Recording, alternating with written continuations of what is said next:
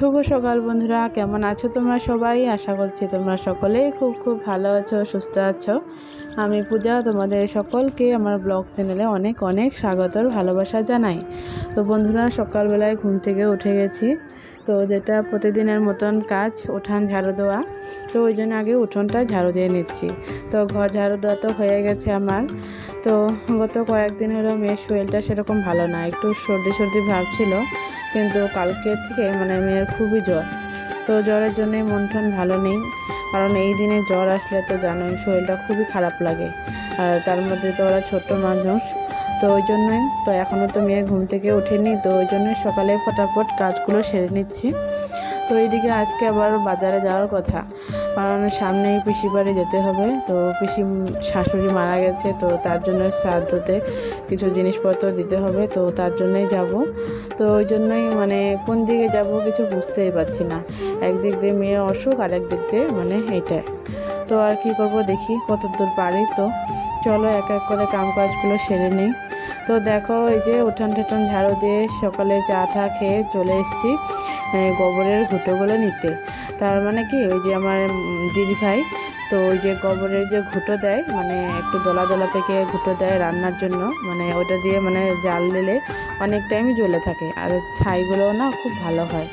তো ওই ঘুঁটোগুলো রোদে মেলে দিয়েছিল, তো বৃষ্টিতে না সব ভিজে গেছে। তো ওই জন্যই আর এখন এগুলো নষ্ট হয়ে গেছে।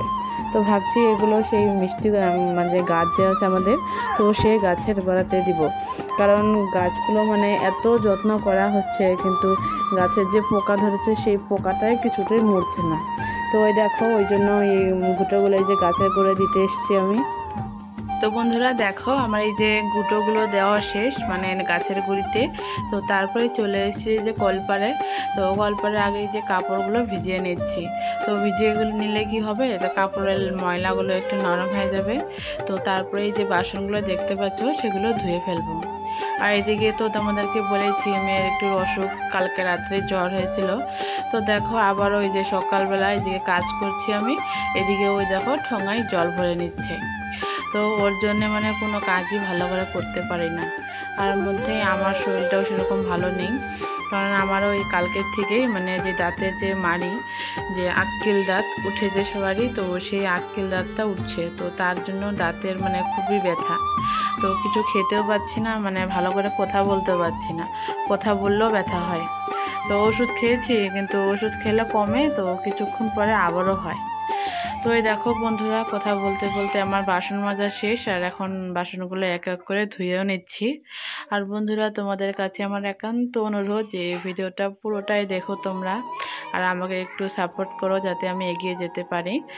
আর এই দেখো, তারপরে যে করে দিচ্ছি যে কাপড়গুলো ধুতে। আর আমরা গ্রামের মানুষরা না এইভাবেই খোলা কলপারেই কাপড়গুলো যে এইভাবে ধুই। তো অনেকে আছে বাথরুম আছে, তো আমাদের বাথরুম নেই, আমাদের কলের পাড়ে বাথরুম, কলের পাড়েই সব।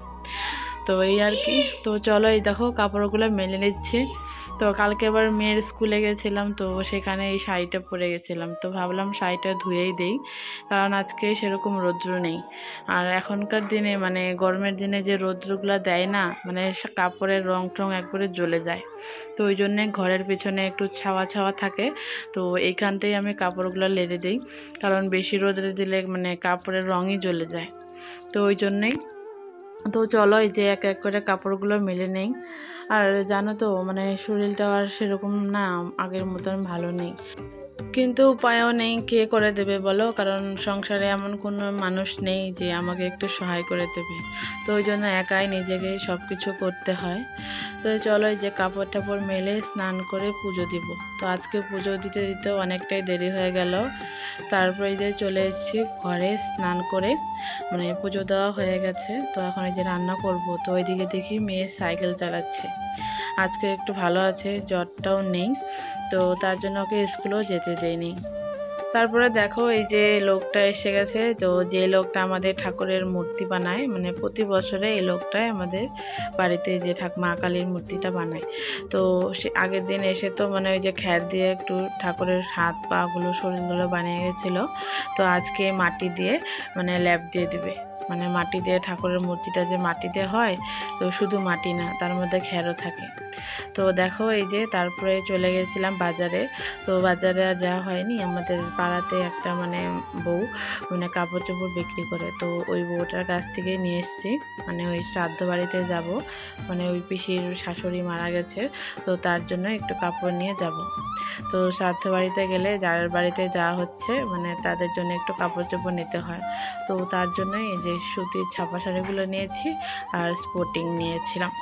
তো তারপরে দেখো এই যে রান্না করা শেষ আমার, তো খেতে বসে গেছি। তো আজকে তোমাদের দাদা ভাই না জমিতে গেছে, তো আসতে একটু দেরি হবে, তো আমাকে বলে দিল তুমি খেয়ে নাও। তো দেখো কী কী রান্না করেছিলাম, স্যালাড, পাঁচমিশালি তরকারি, পটল ভাজা, করলা ভাজা, আর হচ্ছে মসুরির ডাল। আর এই মাংস তরকারিটা দিদিভাই রান্না করেছিল, তো আমাকে দিয়ে গেছে। তো আজকে একাই খেয়ে নিচ্ছি। তো জানো তো একা খেতেও না ভালো লাগে না, সবসময় মানে একসঙ্গে খেয়ে খেয়ে অভ্যাস হয়ে গেছে। তো তারপরে দেখো আমিও চলে এসেছি সেই জমিতে, যে জমিতে আমাদের মিষ্টি কুমড়োর ক্ষেত আছে। তো দেখো কুমড়োগুলো ধরেছে, মানে আরও বেশি হয়েছিল। তো ওই যে তোমাদের বলেছিলাম যে গাছে পোক ধরেছিল, তো সেই পোকে মানে বেশিরভাগ কুমড়োই মানে কেটে ফেলেছে। তো তাও কিছু কিছু আছে, তো ভাবলাম তোমাদেরকে শেয়ার করে দেই, কারণ এর আগের বার যখন এসেছিলাম তখন মানে গাছগুলো সেরকম বড় হয়নি।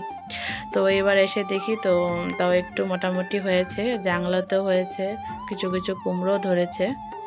তো এটাই হচ্ছে আমাদের সেই জমি। আর এই জমিটা আমার বিয়ের পরেই নেওয়া হয়েছিল, মানে বিয়ের মাসেই, মানে যে মাসে বিয়ে হয়েছিল তার 10-12 দিন পরেই জমিটা নেওয়া হয়েছিল। তো এই আর কি বন্ধুরা। তো চলো দেখো, এই দেখো আমিও ঘেমে একাকার, কারণ মানে রোদ নেই যদিও মানে একটা ঝাপসা গরম, মানে গরমে আর সহ্য করতে পারছিলাম না। তো তোমাদের দাদা ভাই তো কষ্ট করে নিজেই মানে চাষ করছে, চাষ মানে ওই যে ঘাসগুলো তুলে তুলে নিচ্ছে। তো জানি না তোমরা কি বলো, তো ওই যে খেতনি রানী বলে যে, তো সেইটাই। তো বন্ধুরা চলো এখন বাড়িতে যাই, কারণ তোমাদের দাদা ভাই বলে আর একটু দেরি হবে, মানে খানিকক্ষণ বাদে বাড়িতে যাবে।